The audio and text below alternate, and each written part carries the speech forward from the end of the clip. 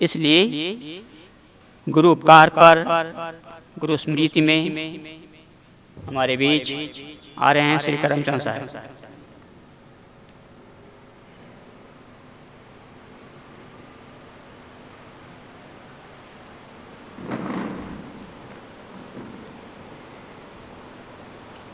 बोलिए सद्गुरुदेव की जय। पूजनीय संत समाज, उपस्थित धर्म प्रेमी बंधुओं और माताओं,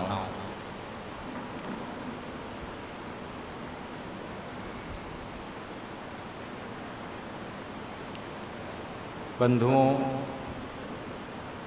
हम सब जानते हैं आज ये कार्यक्रम गुरु पूर्णिमा के उपलक्ष्य में रखा गया है।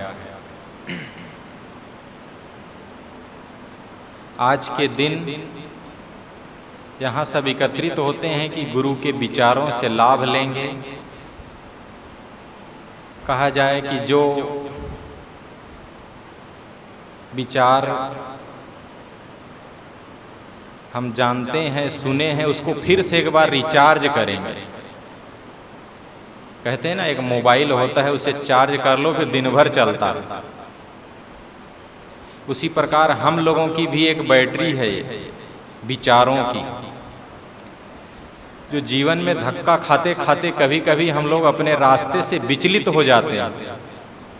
जो कार्य नहीं करना चाहिए उनको कर डालते हैं, जैसा नहीं बोलना चाहिए वैसा बोल डालते हैं। उसके कारण होता क्या है, मन अशांत हो जाता है, पीड़ित हो जाता है। ये सब चीज को एक बार फिर जब हम गुरु दरबार में जाते हैं, गुरु के विचारों से फिर अपने आप को तरोताजा कर लेते हैं। उसी के उपलक्ष्य में आज हम सब यहाँ अपने आप को रिचार्ज करने के लिए आए हैं।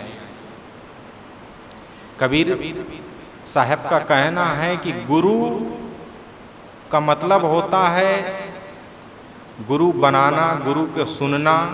इस सब की सार्थकता है वचन को मानना। कल भी मैं कहा था, गग्गा गुरु के वचन ही मान। बस हम जब गुरु को प्रणाम करते हैं तो कितना ज्यादा सर झुकाते हैं, कितनी बार हाथ जोड़ते हैं, ये प्राथमिकता नहीं रखता है। जरूरत है कि हमारे अंदर भाव कैसा है, हम उनके विचारों को एक्सेप्ट कितना करते हैं। एक्सेप्ट करने का मतलब उस पर चलते कितना है, जीते कितना है। गग्गा गुरु के वचन ही मान। गुरु के द्वारा दिए हुए निर्णय शब्द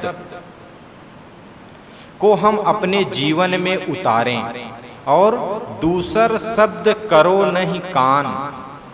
दुनिया में जो भ्रामक शब्द हैं, उलझाने वाली वाणियां हैं, कुपथ में ले जाने वाली हैं, संसार में फंसाने वाली हैं, दुख देने वाली हैं, ऐसे विचारों पर तुम ध्यान ना दो। हम सबको यहाँ से जुड़े कितना दिन हो गया है, बहुत दिन हो गया है। लेकिन इस बहुत दिन की सार्थकता क्या है? और ज्यादा दिन हो, कितना दिन हो जाएगा तो हम सबका सुधार होगा, या हम सब गुरु के बताए हुए रास्तों पर अपने आप को ये पाएंगे कि हाँ मैं चल पा रहा हूं। वो बहुत समय बीत रहा है, हमें तो लगता है टाइम नहीं है किसी के पास। जो है समय बस आज का है। गलतियों को छोड़ दें और गुरु के हो जाएं। गुरु के पास से हमारा मिलन नहीं हो पाता है। क्यों? एक पर्दा है बीच में, एक दीवाल है। वो दीवाल केवल हमारी गलतियां हैं, हमारे विकार हैं, हमारे द्वेष हैं, जिनको हम अपने आप से चिपकाए रहते हैं जिंदगी भर। और गुरु की पूजा करते रहेंगे तो क्या कभी वो हमारा पूजा करना सार्थक होगा? वो भक्ति करना सार्थक होगा? कभी नहीं हो सकता है बंधु। जरूरत है कि हम बीच के पर्दे को हटा दें। हमारे अंदर जो द्वेष है, गलतियां हैं, उनको मिटा दें और पूर्ण रूप से गुरु के हो जाएं।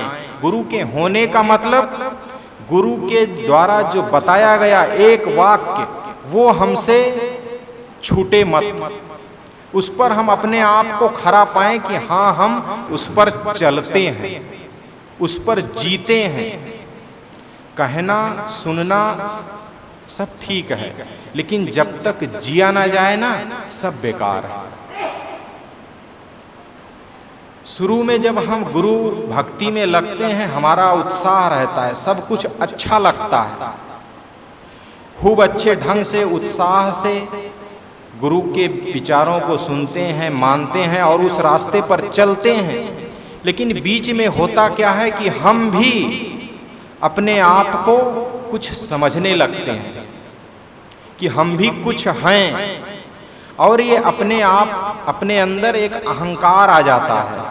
साधक के अंदर यही एक विकार है कि वो अपने आप को भी कुछ समझने लगता है, और जिन संतों को देखकर, जिन गुरुजनों को देखकर, जिनको देखकर कभी हमारे मन में श्रद्धा हुई थी, उन्हीं को देखकर आज हम उनकी गलतियों को देखने लगते हैं, उनके अंदर छोटे छोटे दोष ढूंढने लगते हैं। ये हमारा क्या स्वभाव है? बंधुओं, इस दुनिया में जो मनुष्य है सबके अंदर कुछ बुराइयां हैं, कुछ अच्छाइयां हैं। सब साधना मार्ग में लगे हैं, सब अपने दोषों को छोड़ने के लिए और उस रास्ते में हैं। ऐसा नहीं कि वो सब पूर्ण हो गए हैं। जब तक जिंदगी है, जब तक जान है, तब तक सावधानी की उनको जरूरत है, तब तक उनको सावधानी से जीना है कि कहीं हमसे गलती ना हो जाए। गलती मनुष्य से ही होती है, चाहे गुरु हो चाहे शिष्य हो, लेकिन गलतियां देखकर हम अपने मन को वहां से हटाएं ना, हमारी विशेषता तब होगी। हमें केवल अच्छाइयां लेना है सबसे, चाहे गुरुजन हो, चाहे समाज हो, चाहे सिद्धांत हो, सबसे केवल हमें अच्छाइयां लेनी है कि हमारे जीवन में आज क्या उपयोगी है, हमको क्या चाहिए, हमारे लिए क्या महत्वपूर्ण है। उन चीज़ों को लें और अपने जीवन में अपनाएं, तभी महत्वपूर्ण होगा हमारा गुरु पूर्णिमा मनाना।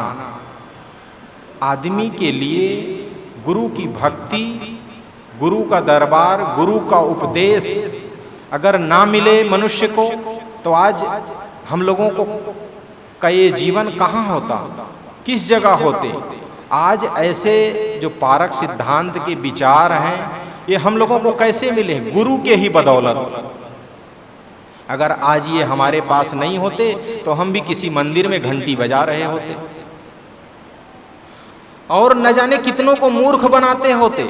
अपना तो मूर्ख बनते ही, और जितने दिन भर आते उनको भी दुआ भभूत देते होते, उनके भी रोगों को काटने का झांसा देते, लोगों को कहने का मतलब दुख में डालते। कितना बड़ा उपकार है कि आज हम सबके पास गुरु का ज्ञान है, और इसके बदले में शिष्य उनको कुछ भी दे दे वो कम है। कहते हैं ना, गुरु को अगर शिष्य अपने चाम की जूती भी बना के पहनाए ना, तब भी वो कम है। तब भी वो गुरु के द्वारा जो बोध मिला, जो विचार मिला, उसकी तुलना उससे नहीं की जा सकती। साधारण सी बात है, एक माँ हमको जन्म देती है, उसका ऋण क्या कभी कोई चुका सकता है? उसका ऋण क्या कोई हमें चुका सकता है? पूरा जीवन तो उसी के द्वारा दिया गया हुआ है ना, एक माता पिता के ही बदौलत तो मिला है। अब उनका ऋण हम चुकाने का प्रयास करें तो कभी नहीं चुका सकते हैं। लेकिन आज का समाज, आज की पीढ़ी उपकार कहाँ मानती है? बड़े बुजुर्गों का आदर कहाँ होता है? धड़ाधड़ वृद्धाश्रम खुलते जा रहे हैं। किसके लिए? हम सब लोगों के लिए जो यहाँ बैठे हैं, किसी गैर के लिए नहीं। आगे आने वाली पीढ़ी हमको वहीं धकेलने वाली है। क्यों? क्योंकि हम अपनी पीढ़ी को ऐसे सद्बोध, सद्ज्ञान, सदचर्चा के पास बैठने नहीं दिए। फिर से मैं कहूं, इसमें गलती हमारी है कि हम अपनी आने वाली नई पीढ़ी को ऐसी जगह से नहीं जोड़े जहां से उनको सद्ज्ञान मिले, सद आचरण मिले, सही रास्ता मिले, जीवन जीने का सही तरीका मिले। कौन जोड़ेगा? पड़ोसी जोड़ेंगे या दूसरे विदेश से लोग आएंगे हमारे बच्चे को शिक्षा देने के लिए? हम सोचते हैं कि हम संत गुरु दरबार में आते हैं, पारक सिद्धांत के विचारों को समझते हैं, बस बहुत है। ठीक है, आपके लिए तो बहुत है, लेकिन आपकी पीढ़ी, आपका सबसे प्रिय आपका पुत्र, आपकी सबसे प्रिय आपकी पत्नी, आपके बच्चे, जिसे सबसे अधिक आप प्यार करते हैं, सबसे अधिक मान सम्मान देते हैं, आप सब कुछ करते हैं उसी के लिए, सारी धन दौलत आपकी वही लेने वाला है, सब कुछ उसी के लिए, तो उसको सद विचारों से दूर क्यों रखा जाए? ऐसी जगह लाने के लिए प्रेरित क्यों ना किया जाए? किसकी कमी है? अगर आज हम अपने बच्चों को मंदिर का रास्ता नहीं दिखाएंगे तो एक दिन ऐसा आएगा कि वे स्वयं मधुशाला का रास्ता पकड़ लेंगे। मैं गलत तो नहीं कह रहा हूं ना? उनको तो जीना है इस संसार में। अगर उनको हम सुसंग नहीं देंगे, सत्संगत नहीं देंगे, तो कुसंग वो स्वाभाविक पकड़ लेंगे। हम सब जो भी संत जन हैं या गुरुजन हैं यहाँ आश्रम में आते हैं, क्यों? वो अपनी साधना कहीं भी कर सकते हैं, किसी भी जगह रह करके, किसी भी कोने में हिंदुस्तान के वो अपनी साधना कर सकते हैं, कहीं भी खाने पीने की कमी नहीं होगी।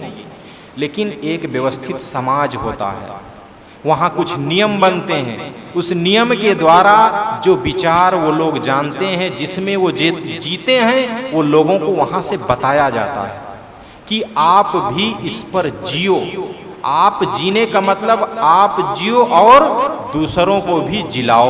कबीर साहब की साखी याद आ गई होगी, अमृत केरी पूरिया बहुविध दीन्हा खोल, आप सरीखा जो मिले ताहि पियावो घोल।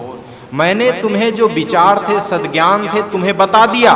कबीर साहब कहते हैं अब इन विचारों को अगर तुम जान गए, समझ गए, तो तुम्हारे संग में आने वाले लोग भी उन विचारों से परिचित हों, तब ये जानने की सार्थकता है।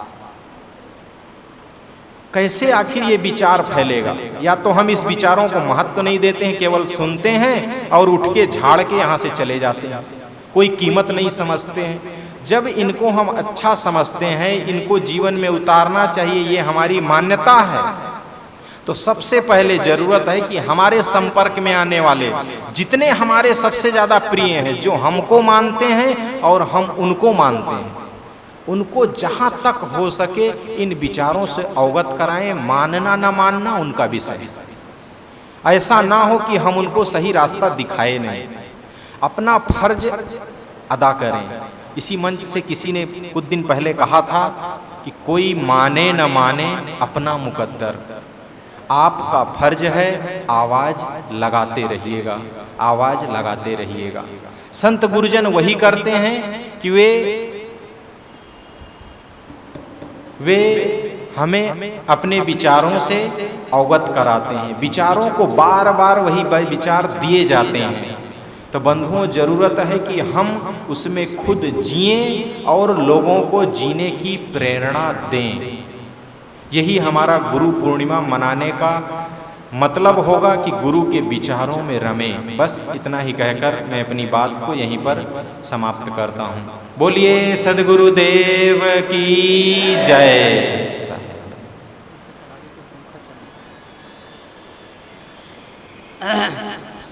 अभी करमचंद साहब से गुरु महिमा पर बहुत सुंदर थोड़े में श्रवण कर रहे थे। सचमुच में